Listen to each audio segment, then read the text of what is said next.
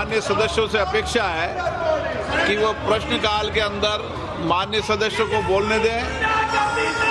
आप सदन नहीं चलने देना चाहते।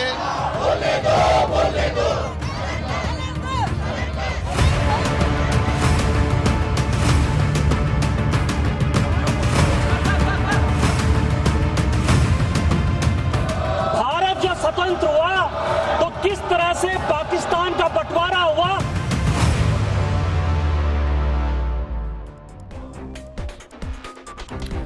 നമസ്കാരം. ഇൻഡോ യു എസ് വ്യാപാര കരാറിലൂടെ സംരക്ഷിക്കപ്പെടുന്നത് ആരുടെ താൽപ്പര്യങ്ങളാണ്? കരാറിൽ ധാരണയായെന്ന ഡൊണാൾഡ് ട്രംപിന്റെ ഏകപക്ഷീയ പ്രഖ്യാപനത്തോടെ നമ്മുടെ രാജ്യത്തിന്റെ പരമാധികാര സ്വത്വത്തെ കേന്ദ്ര സർക്കാർ അതിൽ വെള്ളം ചേർത്തു.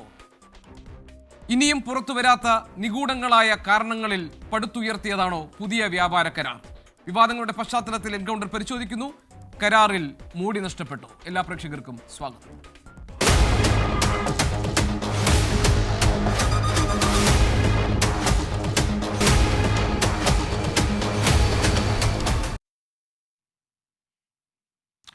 നമ്മളോടൊപ്പം ഇന്ന് അതിഥികളായി ചേരുന്നു CPIഎമ്മിൽ നിന്ന് ശ്രീ ജോൺ ബ്രിട്ടാസ് MP, കോൺഗ്രസിൽ നിന്ന് ശ്രീ M ലിജു, BJPയിൽ നിന്ന് കേണൽ S ഡിന്നി, അതോടൊപ്പം തന്നെ നിരീക്ഷകൻ ശ്രീ മോഹൻ വർഗീസ് എന്നിവർ.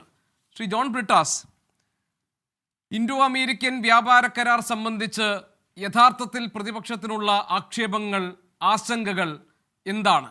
അത് നമ്മുടെ പരമാധികാര സ്വത്വത്തെ ഇല്ലാതാക്കുന്ന തരത്തിൽ ഏകപക്ഷീയമായി അമേരിക്കൻ പ്രസിഡന്റ് പ്രഖ്യാപിച്ചു എന്നതിലാണോ, അതോ ഇന്ത്യയുടെ വികസന മുന്നേറ്റങ്ങളെയും ഇന്ത്യയുടെ ആഭ്യന്തര പ്രശ്നങ്ങൾക്കും അല്ലെങ്കിൽ താല്പര്യങ്ങൾക്കുമൊക്കെ വിരുദ്ധമായ ഒരു കാര്യങ്ങൾ ഉൾപ്പെടുന്നതാണ് ഈ കരാർ എന്നതാണോ? അതായത് പരസ്പരം എന്തൊക്കെ ഉറപ്പുകൾ നൽകിയിട്ടാണ് ഇങ്ങനെ ഒരു കരാർ പ്രാബല്യത്തിൽ വരാൻ പോകുന്നത് എന്ന കാര്യത്തിലുള്ള അവ്യക്തതയാണോ? ഏത് കാര്യത്തിലാണ് പ്രതിപക്ഷത്തിന് കൂടുതൽ ആശങ്കയുള്ളത്? ഗോപികൃഷ്ണൻ, എനിക്ക് തോന്നുന്നു ഈ ഇൻഡോ US ട്രേഡ് കരാർ എന്നുള്ള ഒരു പേരല്ല ഇതിന് ചേരുന്നത്. ഡൊണാൾഡ് ട്രംപ് ഇതിനെ വിളിക്കുന്ന ഡീൽ എന്നാണ്. ഡീൽ എന്ന് വെച്ചാൽ അദ്ദേഹത്തിനും അദ്ദേഹത്തിൻ്റെ കുടുംബത്തിനും അദ്ദേഹത്തിൻ്റെ രാഷ്ട്രത്തിനും ലാഭകരമായിട്ട് ഒപ്പുവെക്കപ്പെടുന്ന കരാറുകൾക്ക് അദ്ദേഹം ഇട്ടിരിക്കുന്ന പേരാണ് ഡീൽ എന്നുള്ളത്. അദ്ദേഹം ഈ നമ്മളിപ്പോൾ ഉപയോഗിക്കുന്ന പോലത്തെ എഗ്രിമെൻ്റ്, കരാർ എന്നുള്ള പദാവലികളൊന്നും അദ്ദേഹം ഉപയോഗിക്കാറില്ല. ഇതിന് രണ്ട് വശമുണ്ട്. ഒന്ന്, ഈ കരാറിൻ്റെ, ഇപ്പം നമ്മൾ കരാറാണെന്ന് കണ്ടു തന്നെ നമുക്ക് ചർച്ച ചെയ്യാം. ഈ കരാറിൻ്റെ ഉള്ളടക്കം എന്താണ്? ഉള്ളടക്കത്തെക്കുറിച്ചുള്ള സൂചനകൾ അല്ലെങ്കിൽ സൂചകങ്ങൾ നമുക്ക് നൽകിയത് അമേരിക്കൻ സൈഡാണ്. ഒന്ന് ചിന്തിച്ച് നോക്കുക. നമ്മുടെ പ്രധാനമന്ത്രിയും മന്ത്രിമാരും ഉറക്കത്തിലേക്ക് വഴുതുന്ന ആ സമയത്താണ്, സായിപ്പിന് അവിടെ പകലാണ്, അത് മനസ്സിലാക്കണം. സായിപ്പിൻ്റെ സൗകര്യത്തിന് നമ്മൾ ബജറ്റ് അവതരിപ്പിക്കാൻ പാടില്ലെന്നുകൊണ്ടാണ് നമ്മൾ വൈകുന്നേരം 5 മണിക്കുള്ള ബജറ്റ് നമ്മൾ രാവിലെയിലാക്കിയത്. പക്ഷേ ഇവിടെ ഈ ഇൻഡോ US ട്രേഡ് ഡീലിൻ്റെ ആദ്യത്തെ ടീസർ, ഇപ്പോൾ നമ്മൾ ടെലിവിഷനിൽ ചർച്ച പങ്കെടുക്കുമ്പോൾ ആ ഒരു വാക്ക് ഉപയോഗിക്കാം. ടീസർ വരുന്ന എപ്പോഴാണ്? അതായത് 9:16 രാത്രി ഡൊണാൾഡ് ട്രംപ്. അത് ടീസർ എന്ന് പറഞ്ഞാൽ വേക്കപ്പ് കോളായിരുന്നു. നിങ്ങളാരും ഉറങ്ങാൻ പാടില്ല, ഞാൻ ഇനിയും വരും. അത് കഴിഞ്ഞ് അദ്ദേഹത്തിൻ്റെ സെക്കൻഡ് ടീസർ വന്നു. ശ്രദ്ധിക്കുക, 10:28 രാത്രി. അദ്ദേഹത്തിന് അവിടെ പകലാണ്, അത് ശ്രദ്ധിക്കണം. അങ്ങനെ നമ്മുടെ ഇന്ത്യൻ പ്രധാനമന്ത്രി ഉണർന്നിരുന്ന് 11:02 അദ്ദേഹം ഈ 2 ടീസറുകളോടും പ്രതികരിച്ചു. തുടർച്ചയായി നമ്മുടെ മന്ത്രിമാർ ഡൊണാൾഡ് ട്രംപിൻ്റെ അവദാനങ്ങൾ വാഴ്ത്തിക്കൊണ്ട് ആ രാത്രിയുടെ അന്ത്യയാമങ്ങളിൽ സാമൂഹ്യ മാധ്യമങ്ങളിൽ പോസ്റ്റ് ചെയ്തു. ഇനി ഒരു ദിവസം പൂർണ്ണമായും ഇന്ത്യ ഇരുട്ടിലായിരുന്നു. ഇന്നാണ് വാണിജ്യമന്ത്രി പീയൂഷ് ഗോയൽ 3.5 പേജ് വരുന്നത്. ഇതാ ആ സ്റ്റേറ്റ്മെൻറ്റാണ് ഞാൻ കാണിക്കുന്നത്. 3.5 പേജ് വരുന്ന ഒരു പ്രസ്താവന പാർലമെൻറ്റിൻ്റെ ഇരുസഭകളിലും നടത്തിയത്. യഥാർത്ഥത്തിൽ ഒരു സ്യൂമോട്ടോ സ്റ്റേറ്റ്മെൻറ്റ് കൊണ്ട് ഉദ്ദേശിക്കുന്നത് ഈ രാജ്യത്തിനെ വിശ്വാസത്തിലെടുക്കുക എന്നുള്ളതാണ്. പാർലമെൻറ്റിലെ വിശ്വാസത്തിലെടുക്കുക എന്ന് പറഞ്ഞാൽ രാജ്യത്തിനെ വിശ്വാസത്തിലെടുക്കുകയാണുള്ളൂ. നിങ്ങൾ ഈ സ്റ്റേറ്റ്മെൻ്റ് ഒന്ന് വായിച്ച് നോക്കിക്കഴിഞ്ഞാൽ യഥാർത്ഥത്തിൽ വിവരങ്ങൾ നൽകാൻ വേണ്ടിയല്ല, വിവരങ്ങൾക്ക് മറയിടാൻ വേണ്ടിയിട്ടുള്ള സ്റ്റേറ്റ്മെൻറ്റാണ്. ഞാൻ ഇന്ത്യൻ പാർലമെൻറ്റ് ഒരു മാധ്യമപ്രവർത്തകനായിട്ടും അല്ലെങ്കിൽ ഒരു പാർലമെൻറ്റേറിയനായിട്ടും കാണാനും കവർ ചെയ്യാനും തുടങ്ങിയിട്ട് ഒരു 38-39 വർഷമായി. ഇതുപോലത്തെ ഒരു സ്റ്റേറ്റ്മെൻറ്റ് എൻ്റെ ജീവിതത്തിൽ കണ്ടിട്ടില്ല. അതേസമയം അപ്പുറത്തെ പക്ഷം നോക്കുക.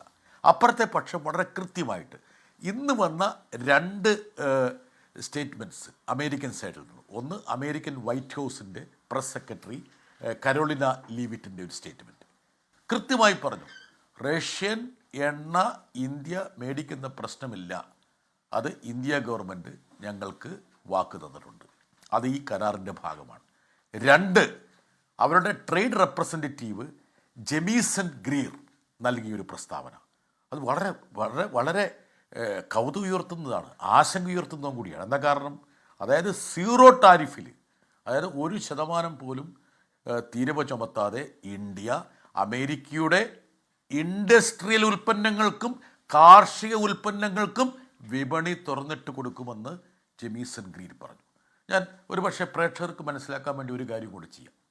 പതിറ്റാണ്ടുകളായി ഇന്ത്യൻ പാർലമെൻറ്റ് അവലംബിക്കുന്ന ഒരു ആരോഗ്യകരമായിട്ട് കീഴ്വഴക്കമുണ്ട്. അതായത് മന്ത്രി സ്വമേധയാ പ്രസ്താവന നടത്തിയാൽ രാജ്യസഭയിൽ, ലോകസഭയിൽ അങ്ങനെ ഒരു അനുവാദമില്ല, രാജ്യസഭയിൽ അംഗങ്ങൾക്ക് ക്ലാരിഫിക്കേഷൻസ് തേടാം. അതായത് ആ പ്രസ്താവനയുടെ ഉള്ളിൽ നിന്നുകൊണ്ട് സംശയങ്ങൾ തേടാം. ഇന്ന് ഞങ്ങളുടെ വാ മൂടിക്കിട്ടുക ചെയ്ത് പറ്റില്ല. അതായത് അമേരിക്കൻ പക്ഷത്ത് നിന്ന് പുറത്തുവിട്ട വിവരങ്ങളെക്കുറിച്ച് പോലും ചോദ്യങ്ങൾ ചോദിക്കാൻ കഴിയാത്ത ഒരു സാഹചര്യം ഒരുക്കി. ഇനി 3 പ്രധാനപ്പെട്ട പ്രതലങ്ങൾ ഈ കരാറിനുണ്ട്. കരാറെന്ന് നമ്മൾ പറയുന്നു, ട്രംപ് പറയുന്ന ഡീലാണ്, ഡീലിലുണ്ടെന്ന് പറയുന്നു. എന്താണ് അത്? അമേരിക്കൻ കൃഷി സെക്രട്ടറി വ്യക്തമായി പറഞ്ഞതുപോലെ ഇതുവരെ നമ്മൾ തടഞ്ഞിരുന്ന അമേരിക്കയുടെ കാർഷിക അതുപോലെ തന്നെ ക്ഷീര ഉൽപ്പന്നങ്ങൾ ഇന്ത്യയിലേക്ക് ഒഴുകുമെന്നുള്ളത് നമ്മൾ മനസ്സിലാക്കേണ്ട ഒരു കാര്യമുണ്ട്. അതായത് അമേരിക്കയുടെ കൃഷി പ്രൊഡക്ട്സ് എന്ന് പറയുന്നത്, അല്ലെ കാർഷിക ഉൽപ്പന്നങ്ങൾ എന്ന് പറയുന്നത് ഹൈലി മെക്കനൈസ്ഡും ലോ കോസ്റ്റുമാണ്. യൂറോപ്യൻ യൂണിയൻ പോലെയല്ല. അതായത് സമ്പന്നരായ കർഷകരാണ്, ഒരുപാട് സബ്സിഡൈസ്ഡാണ്. അതിങ്ങോട്ട് ഒഴുകി തുടങ്ങിയ നമ്മളിങ്ങനെ ഞാറൊക്കെ പറിച്ചു നട്ട് ഉണ്ടാക്കുന്ന ഉൽപ്പന്നങ്ങളാണ്. നമ്മുടെ ഈ പറഞ്ഞ 9 ദശലക്ഷം ഹെക്ടറിലുള്ള നമ്മുടെ സോയയും മെയ്സും ഇതിനെയൊക്കെ മറികടക്കാൻ കഴിയുന്ന ശേഷി അമേരിക്കൻ ഉൽപ്പന്നങ്ങളുണ്ട്. ഇനി ഏറ്റവും പ്രധാനപ്പെട്ട ഒരു കാര്യം, ശ്രീ ജോൺ ബ്രിട്ടാസ് എം പി, ഞാൻ ഇടയ്ക്ക് ഒരു കാര്യം ഒന്ന് ചോദിച്ചോട്ടെ. നമ്മൾ ഇതിന്റെ ഒരു പൊളിറ്റിക്കൽ പാർട്ടിലേക്ക് വന്നു കഴിഞ്ഞാൽ, ശ്രീ ജോൺ ബ്രിട്ടാസ്, അതായത് താങ്കൾ പറഞ്ഞതുപോലെ കർഷകരെ, ക്ഷീരകർഷകരെയും നമ്മുടെ മറ്റു കർഷകരെയും ഒക്കെ ഇത് നേരിട്ട് ബാധിക്കുന്ന പ്രശ്നം എന്നതിലേക്ക് വരുന്നതിന് തൊട്ട് മുൻപ് നമുക്കതിൻ്റെ രാഷ്ട്രീയ ഭാഗത്തിലേക്ക് വന്നാൽ, ഇപ്പോൾ ഈ കാർഷിക ക്ഷീര മേഖലകൾ സമ്പൂർണ്ണമായി തുറന്നു കൊടുക്കുകയോ കർഷകർക്ക് ബുദ്ധിമുട്ടുണ്ടാക്കുന്നതോ ആയ ഒരു നടപടിയും കേന്ദ്ര സർക്കാർ സ്വീകരിക്കില്ല എന്നായിരുന്നല്ലോ കേന്ദ്ര വാണിജ്യമന്ത്രി പീയൂഷ് ഗോയൽ പറഞ്ഞത്. അപ്പോൾ ഇതിനെല്ലാം പുറമെ അദ്ദേഹം പാർലമെന്റിനെ തെറ്റിദ്ധരിപ്പിക്കുന്ന തരത്തിൽ ഈ രാജ്യത്തോട് നുണ പറഞ്ഞു എന്നാണ് താങ്കൾ പറയുന്നത്, അല്ലേ? അല്ല, ഇന്നത്തെ പ്രസ്താവനയിൽ മനസ്സിലാക്കേണ്ട ഒരു കാര്യമുണ്ട്. അതായത് നമ്മുടെ ഇൻട്രസ്റ്റുകൾ നമ്മൾ സംരക്ഷിക്കും എന്ന് പറഞ്ഞ് തുടർന്ന് ഒരു വാചകം അദ്ദേഹം അതിനകത്ത് ഉൾപ്പെടുത്തി. The US side too had areas that were sensitive from its point of view. എന്ന് പറഞ്ഞാൽ അമേരിക്കയ്ക്ക് താല്പര്യമുള്ള തലങ്ങൾ നമ്മൾ സംരക്ഷിക്കാൻ ഉദ്ദേശിക്കുന്ന മേഖലകളുമായിട്ടുണ്ട് എന്നൊരു വാചകം പറഞ്ഞു. ഇനി 2, ഈ എണ്ണയെക്കുറിച്ച് പറയുന്ന സ്ഥലത്ത് അദ്ദേഹം വളരെ സമർത്ഥമായൊരു വാക്ക് ഉപയോഗിച്ചു. ഇതൊക്കെ പ്രേക്ഷകർ മനസ്സിലാക്കണം. ഡൈവേഴ്സിഫൈങ് എനർജി സോഴ്സസ്, ഡൈനാമിക്. അതായത് എന്ന് പറഞ്ഞാൽ ഞങ്ങൾ എണ്ണ വാങ്ങുന്ന പരിപാടി വൈവിധ്യവൽക്കരിക്കും, ലാഭകരമായി എണ്ണ കിട്ടുന്ന റഷ്യയിൽ നിന്ന് മാത്രമല്ല എന്ന് പറഞ്ഞാൽ ഈ റഷ്യയിൽ നിന്നുള്ള ഇറക്കുമതി നിർത്തുമെന്ന് അദ്ദേഹം പറയുന്നു. അപ്പോൾ ഞാൻ നേരത്തെ പറഞ്ഞതുപോലെ ഒരു പ്രസ്താവന ഇറക്കുന്നത് വിവരങ്ങൾ നൽകാൻ വേണ്ടിയാണ്. വിവരങ്ങൾ നൽകാതിരിക്കാനും നിലവിൽ ലഭ്യമായിട്ടുള്ള വിവരങ്ങളുടെ മുകളിൽ കരിമ്പടമിടാനുമല്ല എന്ന് മനസ്സിലാക്കണം. ഇനി ഏറ്റവും പ്രധാനപ്പെട്ട ഒരു കാര്യം, നമ്മളിപ്പോഴും ഈ 18% ചുരുക്കിയെന്നാണ് പറയണേ. ഒരു വികസിത രാജ്യവും തമ്മിലുള്ള തീരുവകൾ സംബന്ധിച്ച് പതിറ്റാണ്ടുകളുടെ ഒരു ധാരണയുണ്ട്. നമ്മുടെ വിഭവം ഉപയോഗിച്ച് അവർ വല്ലാതെ മുമ്പോട്ട് പോയതുകൊണ്ട് നമ്മുടെ സമ്പദ്ഘടനയെ സംരക്ഷിക്കാൻ വേണ്ടി ചില സുരക്ഷിത തലങ്ങൾ ഒരുക്കാൻ വേണ്ടി വികസന രാജ്യത്തിന് ഒരു ഉയർന്ന ഇറക്കുമതി തീരുവ നമ്മൾക്ക് വെക്കാം, ഒരു സംരക്ഷണ ചട്ടം വെക്കാം. അങ്ങനെയാണ് ഇന്ത്യക്കും അമേരിക്കയ്ക്കും ഇടയിലുള്ള തീരുവയുടെ ഘടന നോക്കിക്കഴിഞ്ഞാൽ നമ്മുടെ ഉൽപ്പന്നങ്ങൾക്ക് അവർ 0 to 3%, അവരുടെ ഉൽപ്പന്നങ്ങൾക്ക് നമ്മൾ 15 മുതൽ 75%. അപ്പം പിന്നെ ബൈക്കുകളുടെ കാര്യമൊക്കെ വിടുക. ഇത് വെച്ചത് ഇത് ട്രംപ് വന്ന് കഴിഞ്ഞ 10 മാസം കൊണ്ട് തകിടം മറിച്ച ഒരു തീരുവയെക്കുറിച്ച് മാത്രമാണ് നമ്മൾ ചർച്ച ചെയ്യുന്നത്. പതിറ്റാണ്ടുകളായിട്ടുണ്ടായിരുന്ന ഒരു തീരുവയുടെ സ്വഭാവം അത് പരിപൂർണമായി മാറ്റി. ഇപ്പോഴെന്താ സംഭവിക്കുന്നത്? നേരെ തലതിരിച്ചു വെച്ചു എന്ന് പറഞ്ഞാൽ അവരുടെ ഉൽപ്പന്നങ്ങൾക്ക് നമ്മൾ 0 ടാരിഫ്, നമ്മുടെ ഉൽപ്പന്നങ്ങൾക്ക് 18. ഇത് നേരെ തിരിച്ചല്ലേ വേണ്ടത്? അത് അങ്ങനെയുള്ളൊരു ധാരണയല്ലേ വികസന രാജ്യങ്ങൾ തമ്മിൽ ഉണ്ടായിരുന്നത്. ശ്രീ എം ലിജു, ഈ ഇൻഡോ US വ്യാപാര കരാറുമായി ബന്ധപ്പെട്ട് പ്രധാനപ്പെട്ട 3 ആരോപണങ്ങളാണ് അല്ലെങ്കിൽ ആശങ്കകളാണ് പ്രതിപക്ഷം ഉന്നയിക്കുന്നത്. ഒന്ന്, നമ്മുടെ ആഭ്യന്തര താല്പര്യങ്ങൾ ബലികഴിക്കപ്പെട്ടു, അത് സംരക്ഷിക്കുന്ന സമീപനമുണ്ടായില്ല ഇതുവരെ പുറത്തു വരുന്ന വിവരങ്ങൾ അനുസരിച്ച്. 2, രാജ്യത്തിൻ്റെ കാർഷിക സമ്പദ് വ്യവസ്ഥയ്ക്ക് പുതിയ വെല്ലുവിളികൾ സൃഷ്ടിക്കുന്ന കാര്യങ്ങളാണ് ഈ കരാറിലുള്ളത് എന്നത്. 3ാമതായി ഏറ്റവും പരമപ്രധാനമായത്, ഇന്ത്യയുടെ ഒരു പരമാധികാര രാഷ്ട്രമെന്ന നിലയിൽ നിർണായകമായ കാര്യങ്ങളിൽ, തന്ത്രപരമായ കാര്യങ്ങളിൽ തീരുമാനം സ്വതന്ത്രമായി എടുക്കാനുള്ള നമ്മുടെ രാജ്യത്തിൻ്റെ കപ്പാസിറ്റിയെ അല്ലെങ്കിൽ അവകാശത്തെ പണയപ്പെടുത്തി എന്നതാണ്. ഈ ആരോപണങ്ങൾ പ്രതിപക്ഷം ഉന്നയിക്കുമ്പോൾ എങ്കിൽ പിന്നെ ഇൻഡോ US കരാറിൻ്റെ ആത്യന്തികമായി ഈ രാജ്യത്തെ ഗുണഭോക്താക്കൾ ആരാണ്? BJP ഇതിലൂടെ ലക്ഷ്യം വയ്ക്കുന്ന രാഷ്ട്രീയ നേട്ടം എന്താണ്? ഇതിനെക്കുറിച്ച് പ്രതിപക്ഷത്തിന് ഒരു രൂപമുണ്ടോ? യഥാർത്ഥത്തിൽ ഇന്ത്യൻ ഭരണകൂടം US ഭരണകൂടത്തിൻ്റെ അടിമകളായി മാറിയിരിക്കുന്നു എന്നതാണ് അതിൻ്റെ യാഥാർത്ഥ്യം. ഇതിൻ്റെ പ്രയോജനം തീർച്ചയായിട്ടും നരേന്ദ്രമോദിക്കും അല്ലെങ്കിൽ നരേന്ദ്രമോദി സഹായിക്കാൻ ആഗ്രഹിക്കുന്ന അദാനി ഉൾപ്പെടുന്ന കോർപ്പറേറ്റുകൾക്കും മാത്രമാണ്. കാരണം അവരുടെ ബിസിനസ് താല്പര്യങ്ങൾ, അമേരിക്കയിലെ ബിസിനസ് താല്പര്യങ്ങൾ സംരക്ഷിക്കപ്പെടുമായിരിക്കും. ഇവിടെ ഇപ്പോൾ നമുക്ക് എന്തുകൊണ്ടാണ് കോൺഗ്രസ് ഇത്തരം ആരോപണം ഉന്നയിച്ചെന്നുള്ള കാര്യം വ്യക്തമാണ്. ഇപ്പോൾ US press secretary Karoline Leavitt അവർ പറഞ്ഞത്, അവരുടെ പ്രസ് റിലീസ് തന്നെ ഇങ്ങനെയാണ്: it is a huge victory for American businessmen, workers and other classes. എന്നിട്ട് അവരെടുത്തെടുത്ത് പറയുകയാണ്, there is 18% tariff for Indian products, there is 0% tariff for American products, and India is going to buy $500 billion and the $500 billion of products, especially agricultural products.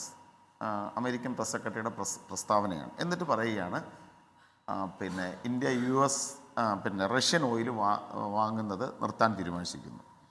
ഇന്ത്യക്ക് 18% tariff, നേരത്തെ 50 ആക്കി എന്ന് പറഞ്ഞു കഴിഞ്ഞാൽ 18 വളരെ കുറച്ചുണ്ടായിരുന്ന താരിഫിനെ 25% റേസ് ചെയ്തു.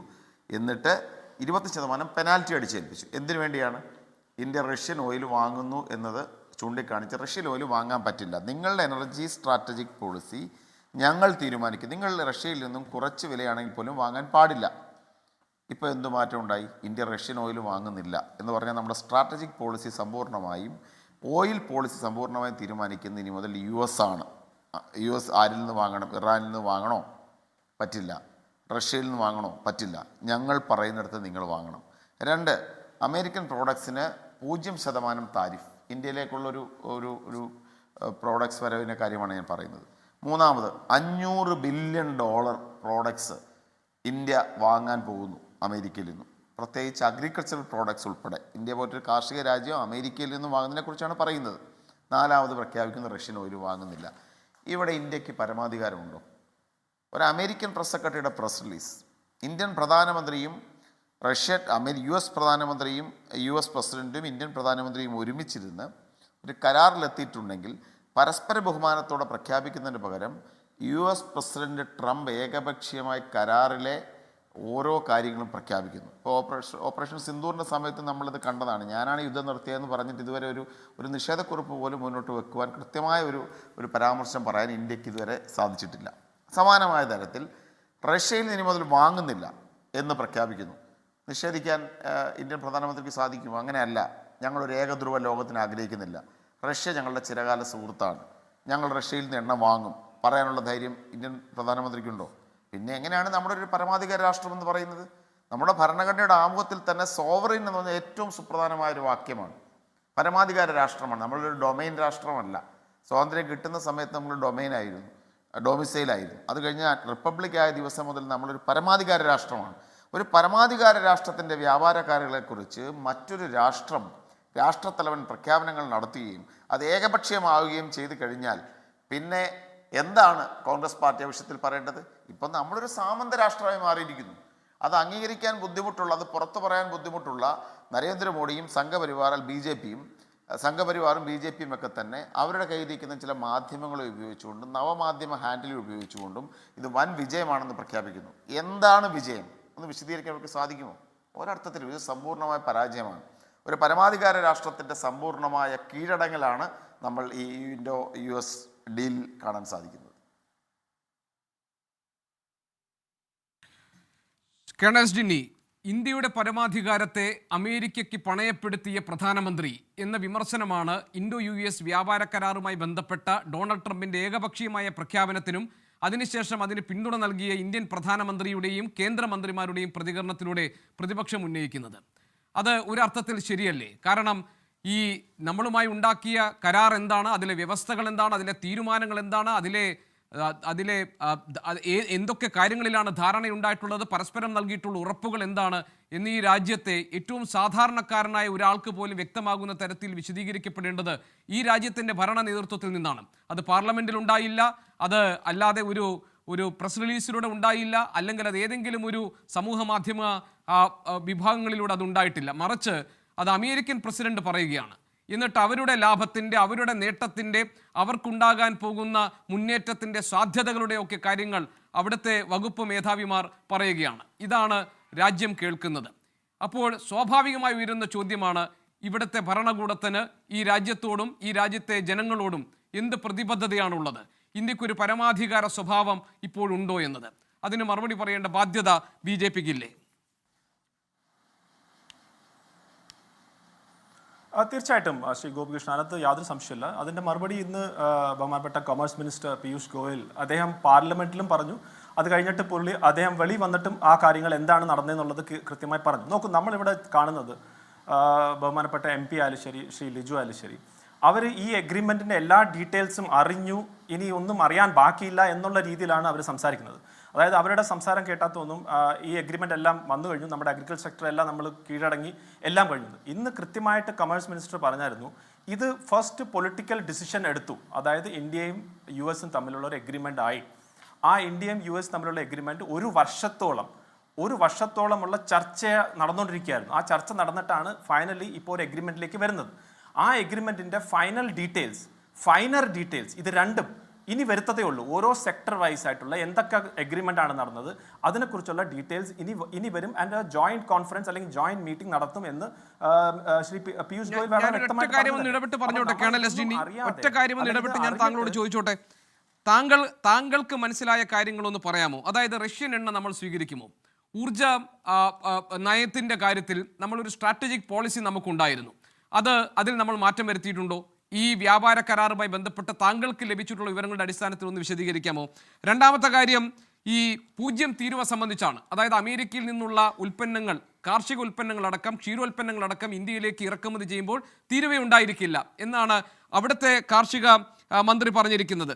അപ്പോൾ ആ കാര്യത്തിൽ, അതായത് അവിടുത്തെ അഗ്രികൾച്ചർ സെക്രട്ടറി ബ്രൂക്ക് റോളിൻസ് പറഞ്ഞിരിക്കുന്നത് ഈ തരത്തിലാണ്. അതിൽ താങ്കൾക്കൊരു വ്യക്തത ഉണ്ടായിട്ടുണ്ടോ?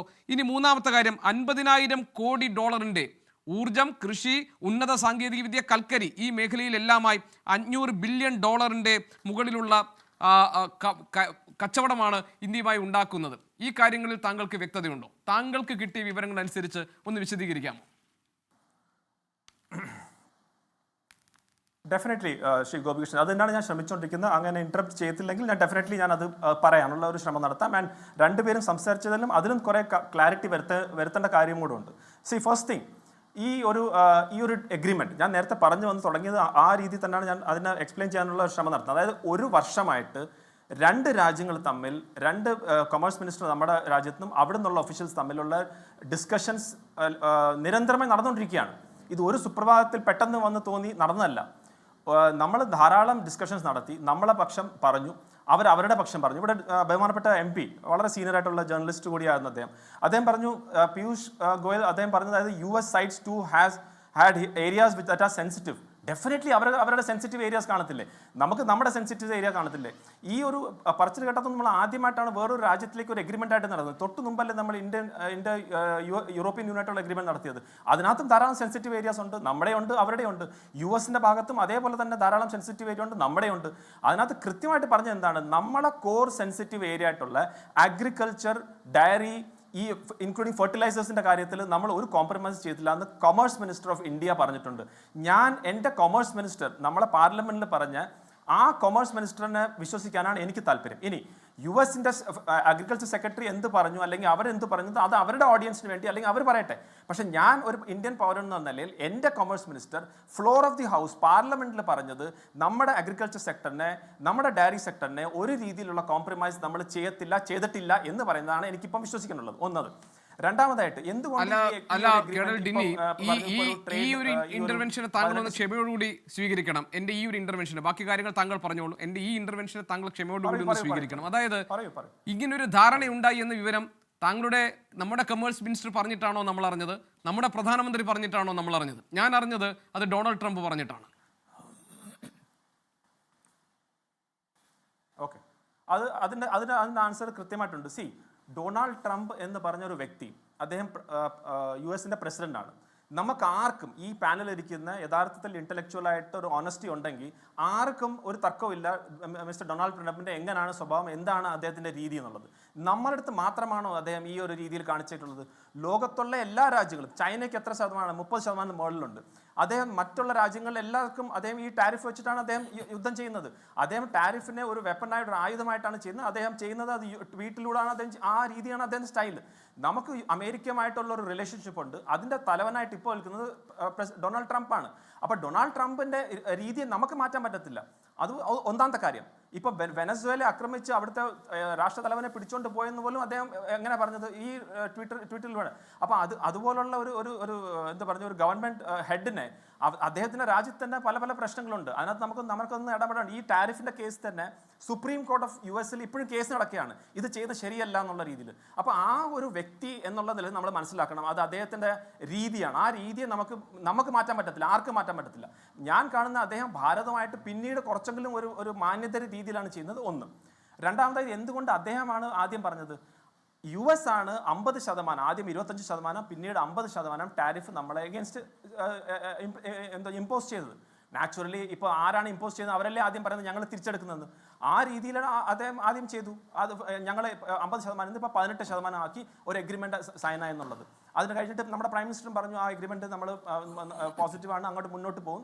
കൊമേഴ്സ് മിനിസ്റ്റർ എന്ന് പറഞ്ഞു ഞങ്ങൾ ഒരു വർഷമായിട്ട് ഡിസ്കഷൻ ചെയ്തുകൊണ്ടിരിക്കുകയായിരുന്നു, പല കോർ ഏരിയാസ് ഉണ്ടായിരുന്നു, സെൻസിറ്റീവ് ഏരിയ ഉണ്ട്, അതിനൊക്കെ ഞങ്ങൾ എഗ്രിമെന്റ് വന്നു. ഇനി ഓരോ സെക്ടർ വൈസുള്ള ഡീറ്റെയിൽസ് ഇനി വരും ദിവസങ്ങളിൽ മുന്നോട്ട് കൊണ്ടുവരും. ഇപ്പൊ അതുകൊണ്ട് ഡൊണാൾഡ് ട്രംപിനെ നമുക്ക് എന്തായാലും കൺട്രോൾ ചെയ്യാൻ പറ്റില്ല. ഈ സാമ്പത്തിക കാര്യങ്ങളിലെ കണക്കാണ് കേണൽ SDD താങ്കൾ പറയുന്നതെങ്കിൽ 2025 മാർച്ചിലെ ധനകാര്യ വർഷത്തിൽ, സാമ്പത്തിക വർഷത്തിൽ $721 ബില്യൺ ഈ നമ്മളുടെ ആകെയുള്ള ഇറക്കുമതി എന്ന് പറയുന്നത്. ആകെയുള്ള ഇറക്കുമതി $721 ബില്യൺ. അപ്പോൾ ഇനിയിപ്പോൾ അമേരിക്ക അവകാശപ്പെടുന്നു $500 ബില്യൺ മുകളിൽ ഈ നമ്മളുമായിട്ടുള്ള കച്ചവടം ആ നിലയിൽ, അല്ലെങ്കിൽ നമ്മളുമായിട്ടുള്ള വ്യാപാരം അങ്ങനെയാണ് നടത്താൻ പോകുന്നത്. ഇറക്കുമതി $500 ബില്യൺ അമേരിക്കയിൽ നിന്ന് മാത്രം എന്നാണോ താങ്കൾ മനസ്സിലാക്കുന്നത്? ആകെയുള്ള 721 അമേരിക്കയിൽ നിന്ന് മാത്രം ഇനി $500 ബില്യൺ ഇറക്കുമതിയാണ് നമ്മൾ നടത്താൻ പോകുന്നത്, അങ്ങനെയാണോ താങ്കൾ മനസ്സിലാക്കിയത്? ഈ മാർച്ച് 25 ഫിസ്ക്കൽ ഇയറിൽ നമ്മളുടെ $721 ബില്യൺ നമ്മളുടെ ആകെ ഇറക്കുമതി. അങ്ങനല്ല ശ്രീ ഗോപികൃഷ്ണൻ. ഈ $500 ബില്യൺ എന്ന് പറഞ്ഞാൽ ഒരു ഗോളാണ്. അതായത് നെക്സ്റ്റ് 5 ഇയേഴ്സ്, നെക്സ്റ്റ് 10 ഇയേഴ്സ് ആ രീതിയിലേക്ക് കൊണ്ടുപോകണം. ഇപ്പം നമ്മൾ യൂറോപ്യൻ യൂണിയനായിട്ടുള്ള ഒരു ട്രേഡ് എഗ്രിമെന്റ് അല്ലേ, നമ്മൾ $200 ബില്യൺ ട്രേഡാണ് ചെയ്യാൻ ആഗ്രഹിക്കുന്നത്. അത് ഒരു വർഷം കൊണ്ടാണോ? അല്ല. ഇപ്പൊ തന്നെ ഇന്ത്യയും തമ്മിലുള്ള അങ്ങ് പറഞ്ഞ പോലെ വളരെ കുറച്ചേ ഉള്ളൂ. അപ്പൊ അതിനകത്ത് നിൽക്കുമ്പോൾ $500 ബില്യൺ എന്ന് പറഞ്ഞാൽ ഒരു ലോങ് ടേം ആയിട്ടുള്ള ഒരു ഗോളാണ്. അത് ഈ വർഷം തന്നെ അല്ലെങ്കിൽ അടുത്ത വർഷം എന്ന് പറഞ്ഞാൽ എവിടെയെങ്കിലും പറഞ്ഞിട്ടുണ്ടോ? എങ്ങും പറഞ്ഞിട്ടില്ലല്ലോ. അപ്പൊ അത് എത്ര വർഷമാണ്? 5 ഇയേഴ്സ് ആണോ, 2 ഇയേഴ്സ് ആണോ, 3 ഇയേഴ്സ് ആണോ? 5 ഇയേഴ്സ് ഞാൻ മനസ്സിലാക്കിയത് 5 ഇയേഴ്സ് എന്നുള്ള ഒരു കറക്ഷൻ അല്ലെങ്കിൽ അതിനൊരു അതിൻ്റെ ഒരു ഇത് വന്നിട്ടുണ്ടെന്നാണ് ഞാൻ മനസ്സിലാക്കുന്നത്. പക്ഷേ ഡെഫിനറ്റ്ലി നോട്ട് ഫോർ 1 year, അതൊരു 5 years പ്ലാനാണ്. അതൊന്ന്. രണ്ടാമതായിട്ട് അങ്ങയുടെ ചോദ്യം ശരി, ഓക്കെ, ഞാനത് അഗ്രി ചെയ്യുന്നു. താങ്കൾ ഈ ചർച്ചയിൽ പങ്കെടുത്തു തുടങ്ങിയപ്പോൾ പറഞ്ഞത് ഇത് ആദ്യമായിട്ടല്ലല്ലോ, അമേരിക്കയുമായിട്ട് മാത്രമല്ലല്ലോ നമ്മുടെ വ്യാപാര കരാറുള്ളത്, യൂറോപ്യൻ യൂണിയനുമായിട്ട് വ്യാപാര കരാറുണ്ട്, ബ്രിട്ടനുമായി നമുക്ക് വ്യാപാര കരാറുണ്ട്. പക്ഷെ അവിടെയൊക്കെ ഇന്ത്യ എടുത്തൊരു നിലപാടുണ്ടായിരുന്നു. എന്താണത്? നമ്മുടെ ക്ഷീരമേഖല ഒരു കാരണവശാലും പുറത്ത് ആർക്കും വേണ്ടി അത് തുറന്നു കൊടുക്കില്ല. കാരണം നമ്മുടെ ഈ രാജ്യത്തിൻ്റെ നട്ടെല്ലായി നിൽക്കുന്ന ക്ഷീര കർഷകർക്ക് മറ്റു കർഷകരുടെയും താല്പര്യങ്ങൾ ഇല്ലാതാക്കിക്കൊണ്ട് നമുക്ക് അങ്ങനെ ഒരു കരാറിൽ ഏർപ്പെടേണ്ട സാഹചര്യമില്ല എന്നതൊരു രാഷ്ട്രീയ നിലപാട് കൂടിയായിരുന്നു. അപ്പോൾ യൂറോപ്യൻ യൂണിയൻ്റെ കാര്യത്തിലും ബ്രിട്ടൻ്റെ കാര്യത്തിലുമൊക്കെ നമ്മളെടുത്ത തീരുമാനം ക്ഷീരമേഖല തുറന്നു കൊടുക്കില്ല, കാർഷിക മേഖല വളരെ ശ്രദ്ധയോടുകൂടി മാത്രമായിരിക്കും നമ്മൾ, അതായത് ഭാഗികമായി മാത്രമേ തുറന്നു കൊടുക്കൂ എന്നതാണ്. എന്തേ യൂറോപ്യൻ യൂണിയനോടും ബ്രിട്ടനോടും നമ്മൾ എടുത്ത ഈ നിലപാട് അമേരിക്കയുടെ കാര്യത്തിൽ സ്വീകരിക്കുന്നില്ല? ആരെ ഭയന്നിട്ട്? ആരെ തൃപ്തിപ്പെടുത്താൻ? ശ്രീ ഗോപികൃഷ്ണൻ, എൻ്റെ അങ്ങേയടുത്തുള്ള ഒരു വളരെ ഹമ്പിൾ ആയിട്ടുള്ള ക്വസ്റ്റ്യൻ ആണ്. അങ്ങ് എനിക്ക് ആ പേപ്പർ ഒന്ന് കാണിച്ചു തരാം. ഇന്ത്യ US എഗ്രിമെന്റ് സൈൻ ചെയ്ത് നമ്മുടെ അഗ്രികൾച്ചർ പ്രോഡക്ട്സും ഡയറി പ്രോഡക്ട്സും US വേണ്ടി തുറന്നു കൊടുത്തു എന്നുള്ള എഗ്രിമെന്റിന്റെ ആ കോപ്പി ഒന്ന് എനിക്ക് കാണിച്ചു തരാമോ? ഉണ്ടോ? ഇതുവരെ വന്നിട്ടില്ല. എന്റെ കയ്യിലില്ല, താങ്കൾക്കറിയാമല്ലോ, എന്റെ കയ്യിലില്ല. പിന്നെ ഈ കാര്യങ്ങളെ കുറിച്ച് ഒരു വിവരവും ആരുടെയും കയ്യിലില്ല. പക്ഷെ നമുക്ക് കിട്ടുന്ന വിവരം അല്ല ഞാൻ പറഞ്ഞത്, കേണൽ എസ് ടിനി അല്ല ഞാൻ പറയുന്നത്, അമേരിക്ക അവകാശപ്പെടുന്നു നമ്മുടെ ഒരു ഉൽപ്പന്നങ്ങൾക്കും ഇനി പൈസ ഇല്ല. അതങ്ങ് ഈ കാർഷിക മേഖലയിലേക്ക്, ക്ഷീരമേഖലയൊക്കെ കൂടുതൽ കാർഷിക കയറ്റുമതിക്ക് കരാർ സഹായിക്കും എന്ന് പറഞ്ഞത് ഈ അമേരിക്കയിലെ അഗ്രികൾച്ചർ സെക്രട്ടറി ബ്രൂക്ക് റോളിൻസ് ആണ്. നോക്കൂ ശ്രീ ഗോപികൃഷ്ണൻ, അതാ ഞാൻ പറഞ്ഞത്, അവർക്ക് എന്ത് വേണമെങ്കിലും പറയാം. അവർക്ക് നമ്മളെ സ്റ്റോപ്പ് ചെയ്യാൻ പറ്റത്തില്ല. നമുക്ക് അവരെ സ്റ്റോപ്പ് ചെയ്യാൻ പറ്റും, നമുക്ക് അവരെ ഡിക്റ്റേറ്റ് ചെയ്യാൻ പറ്റും. നിങ്ങൾ ഇന്ന കാര്യങ്ങൾ മാത്രമേ പറയാൻ പറ്റൂ എന്നുള്ളത് അവർ പറഞ്ഞോട്ടെ. പക്ഷെ നമ്മൾ commerce minister floor of the house, parliament ഹൗസിൽ എന്താ പറഞ്ഞത്? അഗ്രികൾച്ചർ പ്രോഡക്റ്റും നമ്മുടെ കോർ സെൻസിറ്റീവ് ആയിട്ടുള്ള ഇതിൽ നമ്മൾ ഒരു കോംപ്രമൈസും ചെയ്യത്തില്ല. അതൊരു പൊളിറ്റിക്കൽ ഡിസിഷൻ ആണെന്ന് എനിക്ക് അതിനകത്ത് മനസ്സിലാവുന്നില്ല. ഇപ്പോൾ എന്നെക്കാട്ടി വളരെ സീനിയർ ആയിട്ടുള്ള പൊളിറ്റിക്കൽ ലീഡേഴ്സാണ് ഇരിക്കുന്നത്.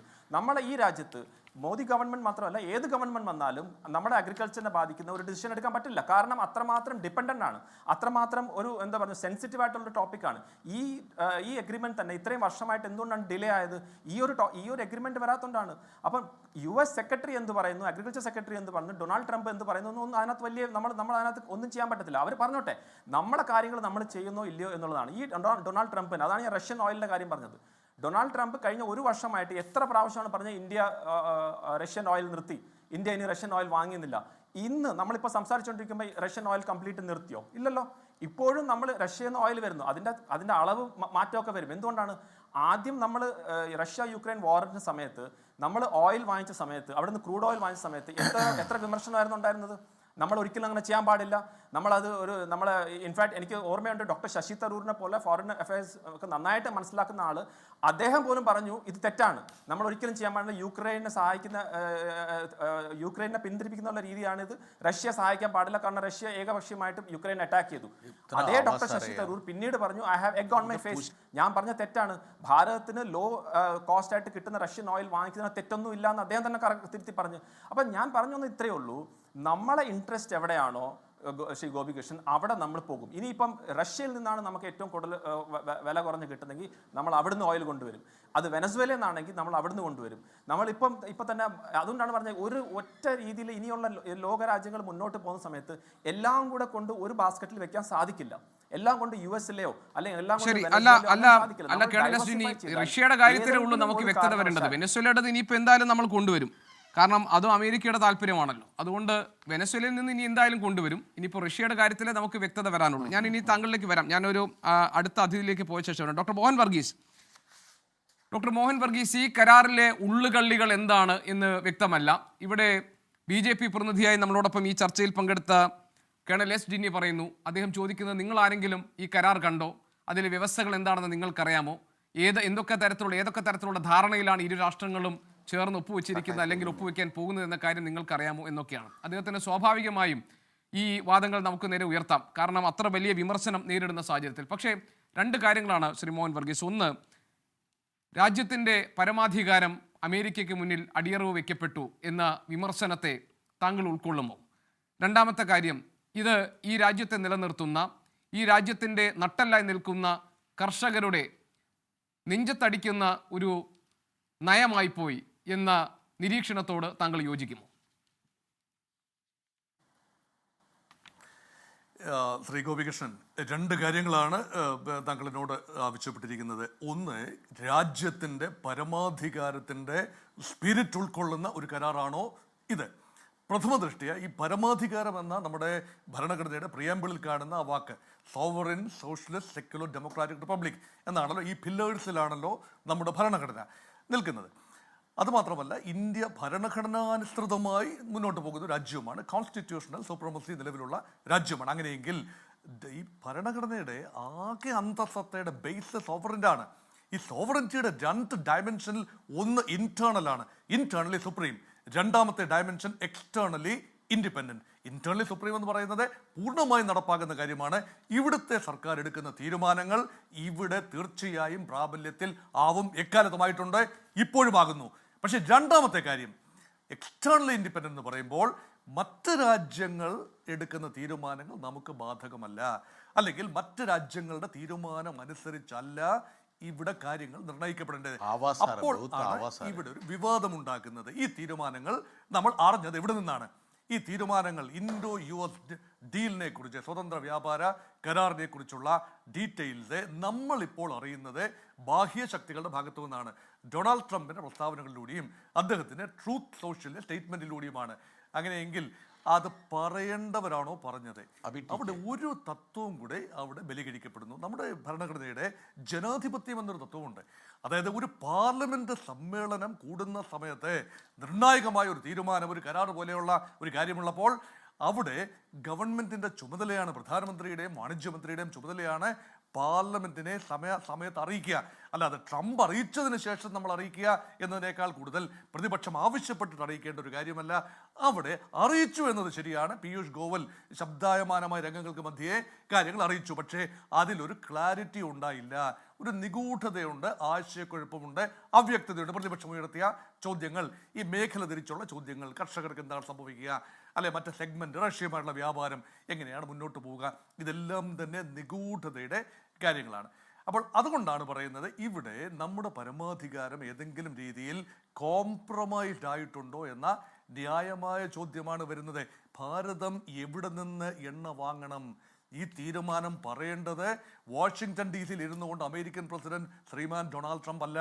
ഇത് പറയേണ്ടത് ഇന്ത്യയുടെ വാണിജ്യമന്ത്രിയോ പ്രധാനമന്ത്രിയോ ഒക്കെയാണ്, പെട്രോളിയം മന്ത്രിയൊക്കെയാണ്. അപ്പോൾ റഷ്യയിൽ നിന്നും വാങ്ങും, ചിലപ്പോൾ വാങ്ങില്ല. ഇത് ദേശീയ താല്പര്യമാണ്. നോക്കൂ, നമ്മുടെ വിദേശ നയത്തിൻ്റെ ആണിക്കൽ എന്താണ്? സ്ട്രാറ്റജിക് ഓട്ടോണമി, തന്ത്രപരമായ പരമാധികാരം.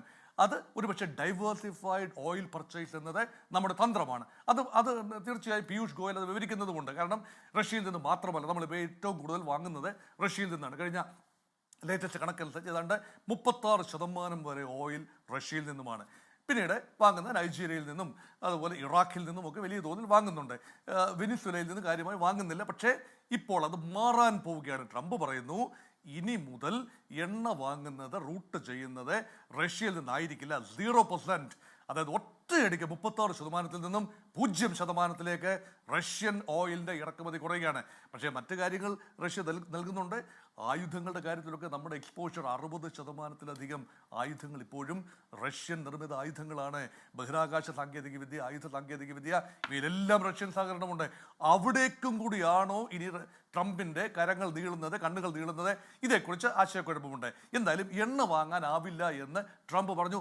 അല്ല എന്ന് ഞങ്ങളുടെ കാര്യം ഞങ്ങൾ നോക്കിക്കൊള്ളാം എന്നൊരു പ്രസ്താവന ഭാരതത്തിൻ്റെ ഉന്നതരായ നേതൃത്വത്തിൻ്റെ ഭാഗത്തു നിന്ന് വന്നിട്ടില്ല എന്ന് പറയുമ്പോൾ അത് അംഗീകരിക്കുന്നതിന് തുല്യമാണ്. അവിടെ ഒരു ക്ലാരിഫിക്കേഷൻ ആവശ്യമാണ്. ഇവിടെയാണ് ഒരു കരാറിൻ്റെ സുതാര്യത. ശ്രീ ഗോപികൃഷ്ണൻ, ഏത് കരാറാണെങ്കിലും സുതാര്യമായിരിക്കണം, ട്രാൻസ്പെറൻസി ആയിരിക്കണം അതിൻ്റെ മുഖമുദ്ര. നോക്കൂ, യൂറോപ്യൻ രാജ്യങ്ങളുമായി, യൂറോപ്യൻ കമ്മ്യൂണിറ്റിയുമായി എത്രയോ വർഷം നീണ്ടു നിന്ന ഒരു നെഗോസിയേഷനാണ്. 2007 തുടങ്ങി, 2013 നിർത്തിവെക്കുകയും പിന്നീട് തുടങ്ങുകയും ഒക്കെ ചെയ്ത് അവസാനം ഏതാണ്ട് ഒരു ധാരണയിലെത്തി. എന്ത് അന്തസ്സായിട്ടാണ് ഇന്ത്യയുടെ നേതൃത്വവും യൂറോപ്യൻ കമ്മ്യൂണിറ്റിയുടെ നേതൃത്വം അവർ റിപ്പബ്ലിക് ഡേ ചടങ്ങിൽ ഇവിടെ വരികയാണ്. ഉർസുല വാൻ ഡെർ ലെയ്ൻ അവർ ചേർന്ന് പ്രഖ്യാപിക്കുകയാണ്. അത് അന്തസ്സുള്ള ഒരു കാര്യമാണ്, സുതാര്യതയുള്ളതാണ്. അത് വലിയ ഹൈപ്പൊന്നും ഉണ്ടായില്ല. ഇത് വലിയ ഹൈപ്പ് ഉണ്ടായി. അമേരിക്ക ഇന്ത്യ ട്രേഡ് ഡീൽ ഇതാ വരുന്നു എന്ന് പറഞ്ഞുള്ള ട്രംപിൻ്റെ പ്രഖ്യാപനത്തിൽ. ഇവിടെയാണ് സുതാര്യതയുടെ അഭാവം. ഇത് നോക്കൂ, സെക്ടർ വൈസ് ആയിട്ട് നോക്കൂ, 3 കാര്യങ്ങളാണ് വലിയ ഒരു ആശയക്കുഴപ്പം ഉണ്ടായിരിക്കുന്നത്. ഇത് 3ലും ക്ലാരിഫിക്കേഷൻ ഇനിയും വന്നിട്ടില്ല. ഒന്നാമത്തെ കാര്യം റഷ്യയുടെ കാര്യം, എണ്ണ എവിടെ നിൽക്കട്ടെ, ആ കാര്യം നമ്മൾ പറഞ്ഞു കഴിഞ്ഞു. രണ്ടാമത് ഇറക്കുമതി ചെയ്യുന്ന $500 ബില്യൺ വർത്ത് ഓഫ് ഇമ്പോർട്ട്സ്. ഇത് എവിടുത്തെ കണക്കാണ്? കേരള നിനക്ക് വിവരിക്കാൻ കഴിയുന്നില്ല. 5 വർഷം കൊണ്ടാണോ 2 വർഷം കൊണ്ടാണോ അതോ ഡൊണാൾഡ് ട്രംപ് തൻ്റെ ആഗ്രഹം വെറുതെ പറഞ്ഞതാണോ? $500 ബില്യൺ എന്ന് പറയുന്നത് ഇപ്പോൾ നിലവിൽ അമേരിക്ക ഇന്ത്യയിലേക്ക് ഇറക്കുമതി ചെയ്യുന്ന കേവലം $42 ബില്യൺ വർത്ത് ഓഫ് കാര്യങ്ങൾ മാത്രമാണ്. അത് ഒറ്റയടിക്ക് 10 ടൈംസായി മാറുകയാണോ? അതോ അത് 5 വർഷത്തെ കണക്കാണോ? മാക്സിമം ഒരുപക്ഷെ നമുക്കൊരു കൊട്ടത്താപ്പിന് വേണമെങ്കിൽ പറയാം, ഒരു വർഷം $100 billion worth of American imports. അതിൽ തന്നെ ഊർജ്ജ ഉപാധികളാണ്, കൽക്കരിയും പെട്രോളിയം ഉൽപ്പന്നങ്ങളും എല്ലാം തന്നെയാണ് പ്രമുഖ സ്ഥാനം. അവിടെ വരുന്ന ഒന്ന് വിത്തിനങ്ങൾ തന്നെയാണ്. ഈ വിത്തിനങ്ങൾ ഒരുപക്ഷെ ഇന്ത്യയിൽ ഉൽപ്പാദിപ്പിക്കുന്ന അതേ വിത്തിനങ്ങൾ അല്ലെങ്കിൽ കൃഷി ഉൽപ്പന്നങ്ങൾ അത് റോ മെറ്റീരിയൽസായി ഇവിടേക്ക് വന്നാൽ എന്താണ് സംഭവിക്കുന്നത് കൃത്യമായ ക്ലാരിറ്റി ഇല്ല. ജനറലി പറഞ്ഞു വയ്ക്കുന്നു, നമ്മുടെ കർഷകരുടെ താല്പര്യങ്ങൾ നമ്മൾ സംരക്ഷിക്കും. പക്ഷെ ഒരുപക്ഷെ മൂല്യവർദ്ധന ഉൽപ്പന്നങ്ങളാണ്. യൂറോപ്യൻ കരാറിൽ വ്യക്തമായി പറയുന്നു, കരട് രേഖ തയ്യാറാകുന്നതേ ഉള്ളൂ, പറയുന്നു മൂല്യവർദ്ധന വരുത്തിയ ഉൽപ്പന്നങ്ങൾ മാത്രമേ കൊണ്ടുവരൂ. റോ സീഡ്സ് ഒന്നും കൊണ്ടുവരില്ല, ജനിതക വ്യതിയാനം വരുത്തിയ വിത്തനങ്ങൾ കൊണ്ടുവരില്ല. ഇവിടെ ആ ഒരു ഉറപ്പ് കൃത്യമായി നൽകാൻ ഗവൺമെന്റ് ഓഫ് ഇന്ത്യക്ക് കഴിയുന്നുണ്ടോ എന്നതാണ് ചോദ്യം. അതില്ല എങ്കിൽ യഥാർത്ഥത്തിൽ കൃഷി എന്നത് വലിയൊരു വിപത്തായി, വലിയൊരു ബാധ്യതയായി മാറും സാധാരണക്കാർ കൃഷിക്കാർക്ക്. ഇന്ത്യയിലെ 70-80% ആളുകളും ഉപജീവനത്തിന് വേണ്ടി ആഗ്രഹിക്കുന്നത് കൃഷിയാണ്. മാത്രമല്ല അതിനേക്കാളൊക്കെ അപ്പുറത്ത് അത് ഈ രാജ്യത്തെ ബഹുഭൂരിപക്ഷം വരുന്ന കർഷകർക്ക് നൽകിയിട്ടുള്ള ഉറപ്പിന്റെ ലംഘനമാണ്. ഇതുവരെ നമ്മൾ എടുത്തിരുന്ന രാഷ്ട്രീയ നയങ്ങളുടെ, സമീപനങ്ങളുടെ, കാർഷിക നയങ്ങളുടെ അന്തസത്തയ്ക്ക് യോജിക്കാത്തതാണ്. ഇങ്ങനെ തുടങ്ങി അതിലെല്ലാം വെള്ളം ചേർത്തുകൊണ്ട് രൂപപ്പെടുത്തിയതാണോ ഈ കരാർ എന്ന ചോദ്യമാണ് നമ്മുടെ മുന്നിലുള്ളത്. ശ്രീ ജോൺ ബ്രിട്ടാസ് എം പി, ഇവിടെ കേണൽ എസ് ഡിന്നി പറഞ്ഞത് താങ്കൾ കേട്ടല്ലോ. അതായത് എന്തൊക്കെയാണ് ഈ വ്യാപാര കരാറിൽ ഉള്ളടക്കമെന്ന് ഇവിടെ ഇരിക്കുന്ന ആർക്കെങ്കിലും അറിയുമോ എന്നാണ് അദ്ദേഹം ചോദിക്കുന്നത്. പിന്നെ അദ്ദേഹം ചോദിച്ച കാര്യം, അദ്ദേഹം വിശ്വസിക്കുന്നത് നമ്മുടെ കേന്ദ്ര വാണിജ്യമന്ത്രി പീയൂഷ് ഗോയലിനെയാണ്. എന്തുകൊണ്ടാണ് ശ്രീ ജോൺ ബ്രിട്ടാസ് എം പി താങ്കൾ അദ്ദേഹത്തെ വിശ്വസിക്കാത്തത്? ഗോപികൃഷ്ണൻ്റെ, എനിക്ക് ഈ പറയുന്ന നമ്മുടെ കേണലിനെ പോലെ നമ്മുടെ മന്ത്രിയെ വിശ്വസിക്കണമെന്നുണ്ട്. പക്ഷേ സമീപകാല സംഭവങ്ങളിൽ നമ്മൾ ഒന്ന് മനസ്സ് അർപ്പിക്കുകയാണെങ്കിൽ ആ വിശ്വാസത്തിന് ഒരു വിടവ് വരുന്നുണ്ട്. ഞാനൊരു കാര്യം ചോദിച്ചോട്ടെ, ആരാണ് ഇന്ത്യയുടെ രാജ്യരക്ഷാ മന്ത്രി യഥാർത്ഥത്തിൽ? നമ്മുടെ രാജ്യരക്ഷാ മന്ത്രിയും നമ്മുടെ പ്രധാനമന്ത്രിയും ഒക്കെ പറയുന്നതിന് മുമ്പ് ഇന്ത്യക്കും പാകിസ്ഥാനും ഇടയിൽ വെടിനിർത്തൽ പ്രഖ്യാപിച്ചത് ആരാണ്? ഡൊണാൾഡ് ട്രംപ് അല്ലേ? ആരാണ് നമ്മുടെ പെട്രോളിയം മന്ത്രി? നമ്മുടെ കുഞ്ഞുങ്ങൾ പറയും, കുട്ടികൾ പറയും ഹർദീപ് സിംഗ് പുരിയാണ്. പക്ഷെ നമ്മൾ എവിടെ നിന്ന് എണ്ണ വാങ്ങണം, വാങ്ങണ്ട, എത്ര വാങ്ങണം, എപ്പോൾ വാങ്ങണമെന്ന് തീരുമാനിക്കുന്ന ആരാണ്? Donald Trump. ഞാനൊരു ചെറിയ ഉദാഹരണം പറയാം, അത് കേണൽ കേൾക്കാൻ വേണ്ടിയിട്ടാണ്. നമ്മൾ ഇറാനിൽ നിന്ന് സമൃദ്ധമായി എണ്ണ വാങ്ങിയിരുന്നു. അമേരിക്ക പറഞ്ഞു വാങ്ങാൻ പാടില്ല എന്ന് പറഞ്ഞു. നമുക്കും ഇറാനും ഇടയിൽ ഒരു പൈപ്പ് ലൈൻ കൊണ്ടുവരുന്നതിനെക്കുറിച്ച് പോലും നമ്മൾ തീരുമാനമെടുത്തിരുന്നു. ആ പരിപാടിക്കൊന്നും പോകരുതെന്ന് അവർ പറഞ്ഞു. നമ്മൾ പരിപാടി അവസാനിപ്പിച്ചു. വെനിസ്വലയ്ക്കും ഇന്ത്യക്കും ഇടയിൽ നല്ല രീതിയിൽ എണ്ണ ഇടപാടുണ്ടായിരുന്നു. നമ്മൾ എണ്ണ ഇറക്കുമതി ചെയ്തുകൊണ്ടിരുന്നു. കഴിഞ്ഞ 6 വർഷത്തിന് മുമ്പ് അമേരിക്ക പറഞ്ഞു എണ്ണ ഇറക്കുമതി ചെയ്യാൻ പാടില്ല എന്ന് പറഞ്ഞു. പിന്നീട് ഒരു 6 മാസത്തെ ഒരു ചെറിയ ഗ്യാപ്പ് നമുക്ക് കിട്ടി. നമ്മൾ എണ്ണ ഇറക്കുമതി ചെയ്തില്ല. ഇപ്പോൾ റഷ്യയിൽ നിന്നുള്ള എണ്ണ ഇറക്കുമതി ചെയ്യരുതെന്ന് അമേരിക്ക പറഞ്ഞു. അതിലേക്കാണ് കാര്യങ്ങൾ പോകുന്നതെന്നുള്ള കാര്യം നമുക്കറിയാലോ. ഇപ്പം തന്നെ ഇറക്കുമതിയുടെ തോത് കുറഞ്ഞു. അപ്പോൾ ഏത് മേഖല എടുത്താലും ഇനി ആരാണ് നമ്മുടെ വിദേശകാര്യമന്ത്രി എന്ന് ചോദിച്ചാൽ അവിടെയും ഒരുപക്ഷെ സ്വതന്ത്രമായി ചിന്തിക്കുന്ന ഒരാൾ പറയും അതും ഡൊണാൾഡ് ട്രംപാണ്. എന്താ കാരണം? ഇറാനെതിരെ അമേരിക്കയും ഇസ്രായേലും ആക്രമിച്ചപ്പോൾ നമ്മൾക്ക് മിണ്ടാൻ പാടില്ല. ഒരു രാഷ്ട്രത്തിൻ്റെ തലവനെ തട്ടിക്കൊണ്ടുപോയപ്പോൾ നമുക്ക് മിണ്ടാൻ പറ്റില്ല. പലസ്തീൻ്റെ എതിരെ ഏകപക്ഷീയമായ ആക്രമണം നടത്തിയപ്പോൾ നമുക്ക് മിണ്ടാൻ പറ്റില്ല. ഗ്രീൻലാൻഡിനെതിരെ അമേരിക്ക അവകാശവാദം ഉന്നയിച്ചപ്പോൾ നമുക്ക് മിണ്ടാൻ പറ്റില്ല. അപ്പോൾ ആരാണ് നമ്മുടെ രാജ്യത്തിൻ്റെ പരമമായിട്ടുള്ള തീരുമാനങ്ങൾ എടുക്കുന്നെന്നുള്ളത് സമീപകാല സംഭവവാസങ്ങളുടെ പശ്ചാത്തലത്തിൽ ഒരു ചോദ്യചിഹ്നമായിട്ട് ഉയരുന്നുണ്ട് കേണലെ. അതെന്താ കേണൽ മനസ്സിലാക്കാത്തത്? അപ്പോൾ കേണൽ പറഞ്ഞൊരു കാര്യമുണ്ട്, അതായത് എന്നെ അത്ഭുതപ്പെടുത്തിയൊരു കാര്യമുണ്ട്. സെക്ടർ വൈസ് മേഖല തിരിച്ചുള്ള കാര്യങ്ങൾ ഇനി തീരുമാനിക്കാൻ പോകുന്നേ ഉള്ളൂ. എവിടുന്നാണ് ഈ കേണലിൽ ഈ കാര്യം കിട്ടിയത്? എൻ്റെ കേണലെ ഓരോ ഉൽപ്പന്നം എടുത്തു വെച്ച് അതിൻ്റെ തീരുവ അടുക്കി കെട്ടി വെച്ചിട്ടാണ് ഈ കരാറായിരിക്കുന്നത്. ഇനി എന്താണ് പീയൂഷ് ഗോയൽ പറഞ്ഞത്? ഇനി സാങ്കേതിക പ്രക്രിയ മാത്രമുള്ളൂ. അതായത് എല്ലാം പൂർണ്ണമായി necessary technical processes and finalise the paper work, അത്രയേ ഉള്ളൂ. അല്ലാതെ ഇതിൻ്റെ ഉള്ളടക്കം ഇനി മേഖല തിരിച്ചിനി വരാൻ പോകുന്നു, ഇനിയാണ് വരാൻ പോകുന്നതെന്നുള്ള ഒരു തീരുമാനവും അല്ലെങ്കിൽ ഒരു നിലപാടും നമ്മുടെ മന്ത്രിയിൽ നിന്നുണ്ടായിട്ടില്ല. പിന്നെ എനിക്കൊറ്റ ചോദ്യമുള്ളൂ. അമേരിക്കയുടെ പ്രധാനപ്പെട്ട ഉദ്യോഗസ്ഥന്മാരും വകുപ്പ് തലവന്മാരും നടത്തിയിട്ടുള്ള പ്രതികരണങ്ങൾ തെറ്റാണെന്ന് നമ്മളാരെങ്കിലും പറഞ്ഞോ? നമ്മുടെ ഏതെങ്കിലും വക്താവ് പറഞ്ഞോ? ഇപ്പോൾ എപ്സ്റ്റെയിൻ ഫയൽസ് വന്നു, ഉടനെ നമ്മുടെ വിദേശകാര്യ വക്താവ് അവർ പറഞ്ഞ തെറ്റാണെന്ന് പറഞ്ഞില്ലേ? എപ്സ്റ്റെയിൻ ഫയൽസ് US ഡിപ്പാർട്ട്മെൻറ്റ് ഓഫ് ജസ്റ്റിസിന് സമർപ്പിക്കപ്പെട്ടതാണ്, അത് തെറ്റാണെന്ന് ഒരു പ്രസ്താവന വന്നു. കഴിഞ്ഞ 2 ദിവസമായിട്ട് ഈ വ്യാപാര കരാർ എന്ന് ഞാൻ പറയില്ല, ഈ ഇടപാട് സംബന്ധിച്ച് പുറത്തു വന്നിരിക്കുന്ന അമേരിക്കൻ പക്ഷത്തു നിന്നുള്ള ഔദ്യോഗികമായിട്ടുള്ള ഏതെങ്കിലും വിശദീകരണത്തെ പ്രതിരോധിക്കുകയോ ഖണ്ഡിക്കുകയോ ചെയ്യുന്ന ഒരു പ്രസ്താവന നമ്മുടെ ആരുടെയെങ്കിലും ഭാഗത്തു നിന്ന് വന്നിട്ടുണ്ടോ? ഇല്ല. അപ്പം പിന്നെ ഞാൻ എന്താ ചെയ്യേണ്ടത്?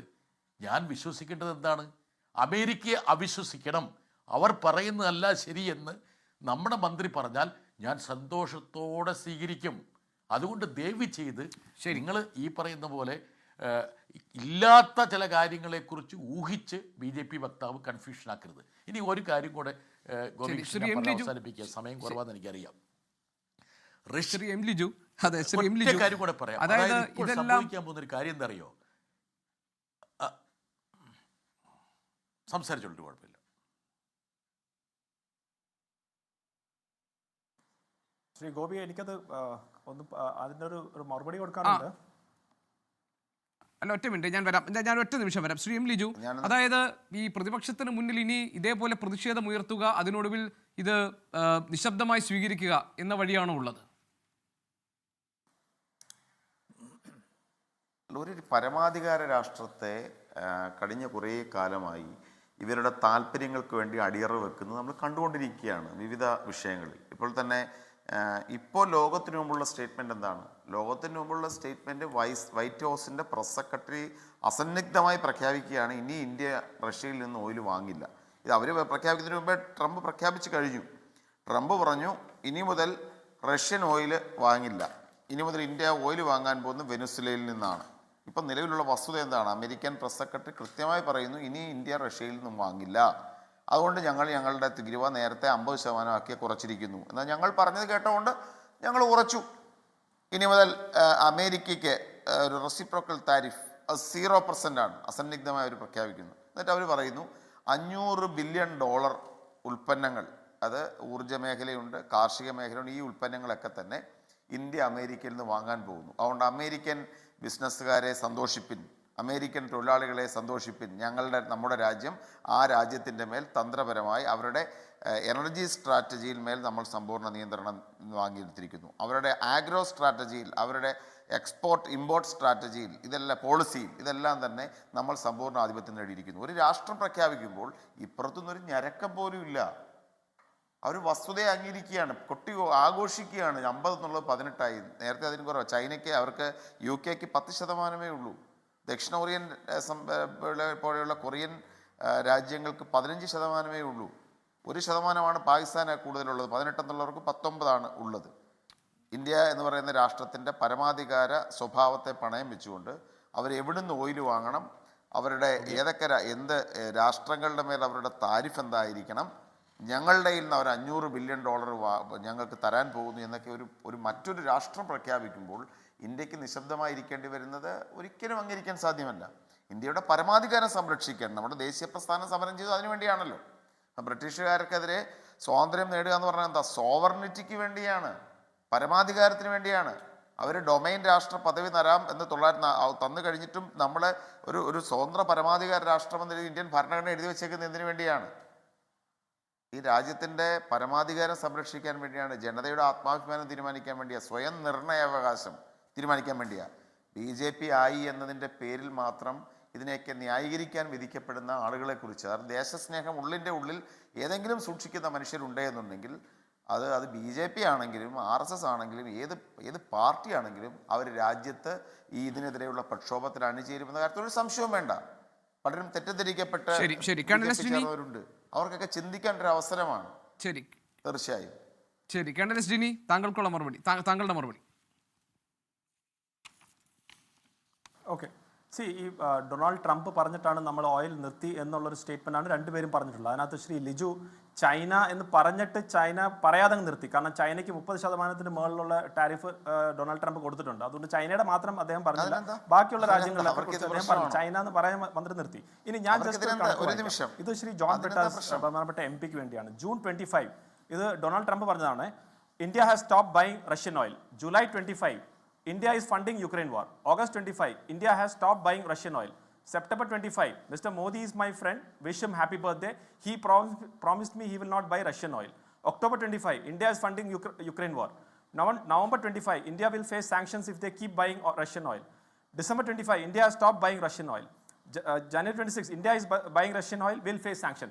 അപ്പോൾ ഇത് ജനുവരി മാസത്തേക്ക് മാത്രമായിട്ടുള്ളത്. അതായത് ഓരോ മാസവും അദ്ദേഹം പറഞ്ഞ് ഇന്ത്യ നിർത്തി, ഇന്ത്യ ഇപ്പം നിർത്തും, ഇന്ത്യ നിർത്തും എന്നൊക്കെ പറഞ്ഞു നമ്മൾ നിർത്തിയോ? 3 വർഷമായിട്ട് നമ്മൾ ഈ ഓയിൽ നമ്മൾ വാങ്ങിക്കുന്നുണ്ട്, നമ്മൾ ചെയ്യുന്നുണ്ട്. അപ്പോൾ അത് ഒരു എക്സാമ്പിൾ നമ്മളെ സോവറിറ്റി ആർക്കും നമ്മൾ അടിയറ വെച്ചിട്ടുള്ളത്. രണ്ടാമത് S-400 എന്ന് പറഞ്ഞൊരു മിസൈൽ സിസ്റ്റം ഉണ്ടായിരുന്നു. അത് US പറഞ്ഞു നിങ്ങൾ റഷ്യയിൽ നിന്ന് വാങ്ങിക്കുകയാണെങ്കിൽ വലിയ രീതിയിലുള്ള ഒരു പ്രശ്നം ഞങ്ങൾ ചെയ്യും, അല്ലെങ്കിൽ നിങ്ങൾ അത് ഒരിക്കലും ചെയ്യരുതെന്ന് പറഞ്ഞു. നമ്മൾ എന്ത് ചെയ്തു? നമ്മൾ വാങ്ങിച്ച മാത്രമല്ല എക്സ്ട്രാ ഓർഡറും കൂടി നമ്മൾ പ്ലേസ് ചെയ്തു. അത് നമ്മൾ അത് കാണിച്ചു. നമ്മളവിടെ സോവറിൻ റൈറ്റ്സ് ചെയ്യുന്നില്ലേ? ഡൊണാൾഡ് ട്രംപ് ഒക്കെ എത്രമാത്രം ശ്രമിച്ചു മിസ്റ്റർ ജോൺ ബ്രിട്ടാസ് ഒരു നോബൽ പ്രൈസിന് വേണ്ടി അദ്ദേഹത്തിൻ്റെ പേര് ശുപാർശ ചെയ്യാൻ ചെയ്തോ? ഇല്ല. എനിക്ക് ശ്രീ ജോൺ ബ്രിട്ടാസിൻ്റെ അടുത്ത് പറയാനുള്ളത്, അദ്ദേഹം വളരെ നല്ല രീതിയിൽ നമ്മുടെ ഓപ്പറേഷൻ സിന്ദൂർ കഴിഞ്ഞൊരു ടീമുമായിട്ട് അദ്ദേഹം പുറത്തു പോയിരുന്നു.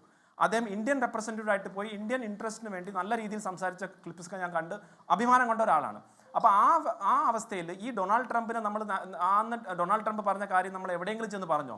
എന്തുകൊണ്ട് നമ്മൾ പറഞ്ഞില്ല? കാരണം നമുക്കറിയാം ഈ ഡൊണാൾഡ് ട്രംപ് പറയുന്ന കാര്യങ്ങളിനകത്ത് വസ്തുതയില്ല. ഡൊണാൾഡ് ട്രംപിൻ്റെ മേക്ക് അമേരിക്ക ഗ്രേറ്റ് അഗൈൻ മാഗ ഓഡിയൻസിന് വേണ്ടി മാത്രം പറയുന്ന ഒരു വ്യക്തിയാണ്. അതുകൊണ്ട് നമ്മളെ ഇൻട്രസ്റ്റ് എന്താണോ ആ കാര്യങ്ങൾ നമ്മൾ ചെയ്യുക. അതുകൊണ്ട് ഇവിടെയും ഞാൻ പറയുന്നു, മിസ്റ്റർ പീയൂഷ് ഗോയൽ പാർലമെന്റിൽ പറഞ്ഞ അതാണ് എനിക്ക് വിശ്വാസം. അഗ്രികൾച്ചറൽ പ്രോഡക്റ്റും മറ്റ് സെൻസിറ്റീവ് ആയിട്ടുള്ള കാര്യത്തിലും നമ്മൾ ഒരു രീതിയിലുള്ള വിട്ടുവീഴ്ച ചെയ്യത്തില്ല. ആ കോർ ഇൻട്രസ്റ്റിനെ നമ്മൾ ഡൊണാൾഡ് ട്രംപിനെ വേണമെങ്കിൽ നമുക്ക് അവിശ്വസിക്കാം. നമ്മുടെ ഈ ചർച്ചയുടെ അവസാന ഘട്ടത്തിലേക്ക് വരുമ്പോൾ ഡൊണാൾഡ് ട്രംപിനെ വേണമെങ്കിൽ നമുക്ക് അവിശ്വസിക്കാം. അതേസമയം തന്നെ ഇൻഡോ അമേരിക്ക വ്യാപാര കരാറിലെ കാണാപ്പുറങ്ങളിൽ ഒളിഞ്ഞുകിടക്കുന്ന കാര്യങ്ങൾ, അത് ഇന്ത്യയുടെ ആഭ്യന്തര താല്പര്യങ്ങൾക്കും ഇന്ത്യയിലെ കർഷക സമൂഹത്തിനും ഇന്ത്യയുടെ വളർച്ചയ്ക്കും ദോഷകരമായി ബാധിക്കുന്നതാണെങ്കിൽ, ഇന്ത്യയുടെ പരമാധികാരത്തെ പണയപ്പെടുത്തുന്നതാണെങ്കിൽ ഈ രാജ്യത്ത് നിന്ന് പ്രതിഷേധങ്ങൾ ഉയർന്നു വരും. അതിൻ്റെ സൂചനകളാണ് നമ്മൾ പാർലമെന്റിൽ കാണുന്ന പ്രതികരണങ്ങൾ നമുക്ക് നൽകുന്നത്. ഏതായാലും അതെങ്ങനെയായിരിക്കും വരാൻ പോകുന്നത്, ഏത് തരത്തിലായിരിക്കും ഇതിൽ ഇന്ത്യയുടെ ഭരണകൂടം വ്യക്തത വരുത്താൻ പോകുന്നത് എന്നതിലൊക്കെ നമുക്ക് കാത്തിരുന്ന് കാണാം. ഈ ചർച്ചയിൽ പങ്കെടുത്ത എല്ലാ അതിഥികൾക്കും നന്ദി. എൻകൗണ്ടർ എന്നിവിടെ പൂർത്തിയാകുന്നു. മറ്റൊരു വിഷയവുമായി നാളെ ഇതേ സമയം. നമസ്കാരം. ലോകത്തെവിടെയായാലും ഏത് സമയത്തും 24 വാർത്തകളും ഓഗ്മെന്റഡ് റിയാലിറ്റി പാക്കേജുകളും എക്സ്പ്ലെയിനറുകളും വിശദമായി കാണാൻ ഞങ്ങളുടെ YouTube ചാനൽ നിങ്ങൾക്ക് സബ്സ്ക്രൈബ് ചെയ്യാം.